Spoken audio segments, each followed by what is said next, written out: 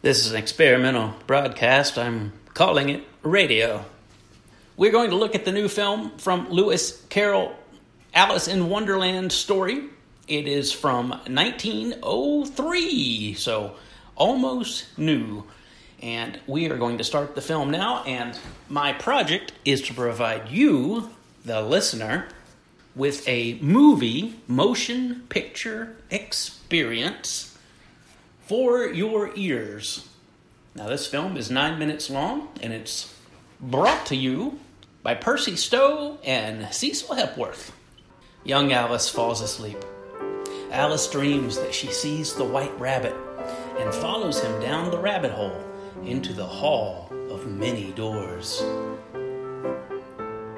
There's the rabbit walking past sleeping Alice, checking his watch and shining it. She's looking at him with some disbelief as he descends into the hole, and she crawls around to watch. Perplexed, she runs down the hole after him. A long tunnel, the rabbit escapes to the right, and Alice follows, leaned over like a hunchback. He's shaking his watch. The rabbit shakes and shakes his watch, as if something's wrong with it. Alice has uncovered a door, but it's a very small door. Perhaps if she knelt. She's poking her head through the lower box. Looking at it, she's crying. And now suddenly, a bottle that says "Drink Me" appears. Alice goes back to the door, and she's shrinking. Right before our eyes, she shrinks. So much so that the bottom decorative element on the door is now little more than twice her height. I think she can fit through it. She finds a box that says "Eat Me." She's looking around, back at the door, looking back and forth, very confused now. Alice, beautiful young lady, walking around this dark room, the hall of many doors. She's looking like, what happened? I ate the thing and now I'm large again. The table that was so high is now so low. I'm crouching back down and the door is small again. Oh dear, what shall I do? She's fanning herself from the effort.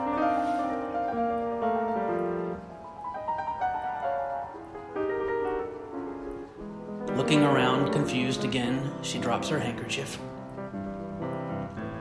Alice, now very small, has gained access to the garden, where she meets a dog and tries to make him play with her.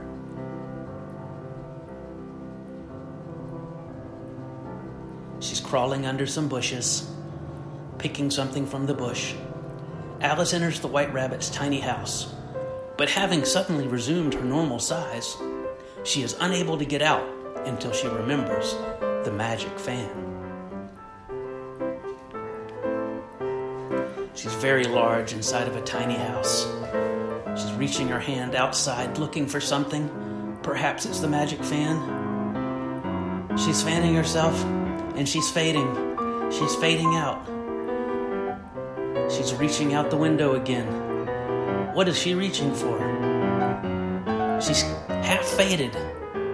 Now she's walking around a door, and she sees what looks like a frog.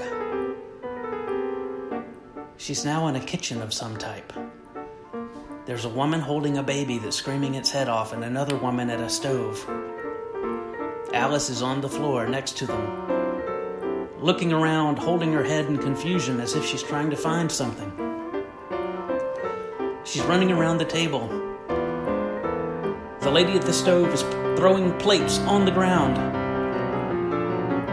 Plates are broken here and there. Everything fades out as Alice leaves with the baby. She's walking in a walking motion. She's rocking the baby in a rocking motion. Now she holds the baby to her bosom. She's holding it, it became a pig. The Duchess's Cheshire cat appears to Alice and directs her to the house of the Mad Hatter. She's looking around. She sees a cat floating in a tree. She tries to pet it, but she can't quite reach it. She's waving to get its attention. It's a big, fluffy cat, floating right in the middle of the tree, like an apparition. It's disappeared now. Alice looks around, somewhat bemused. There it is again. The cat has reappeared. She's waving at the cat again. She's trying to touch it yet again. And the cat sits there. She tries to pet the tree next to the cat, but it has no effect on the apparition. And it fades out again.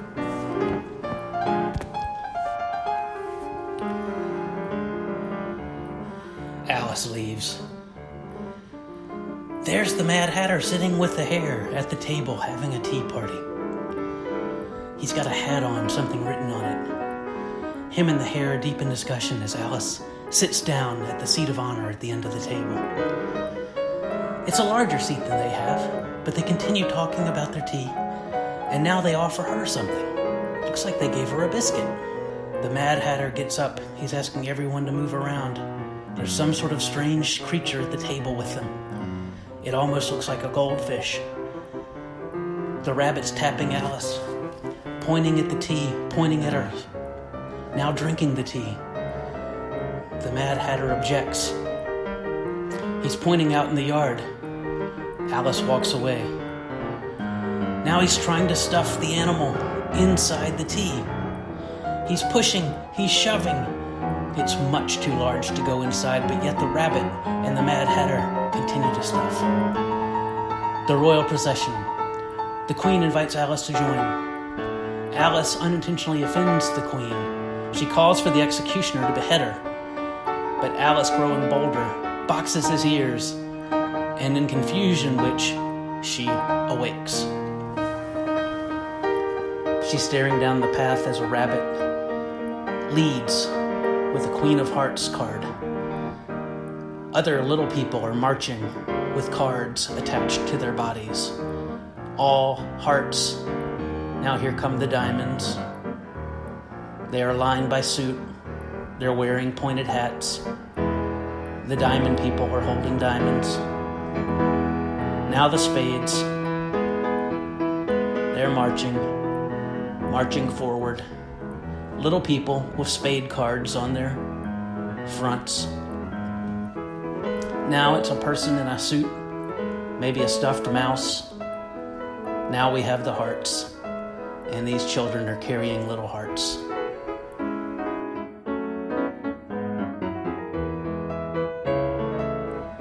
Now, towards the end, it's a fancy-looking person wearing a hat.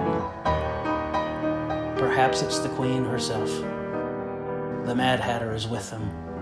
They're offering Alice something, but she doesn't seem too impressed. She starts to walk away with them. She's fighting with the Queen. The Queen's rousing her guards to come and get Alice. There's the beheader, the executioner. He's got his axe. He's telling Alice to lay down so he can cut her head off. She boxes him about the ears and he falls down. The Queen now calls all the children back. They're running with their card suits on, running towards Alice. Alice escapes. Stage right. Kids are following her in their suits, bouncing up and down. There's the hearts, there's the frog, and there's the Queen walking out of picture. Alice presently finds herself back in the garden where she first fell asleep. She looks around, she can't believe it. She's rubbing her eyes, she's holding her head in disbelief, and darkness.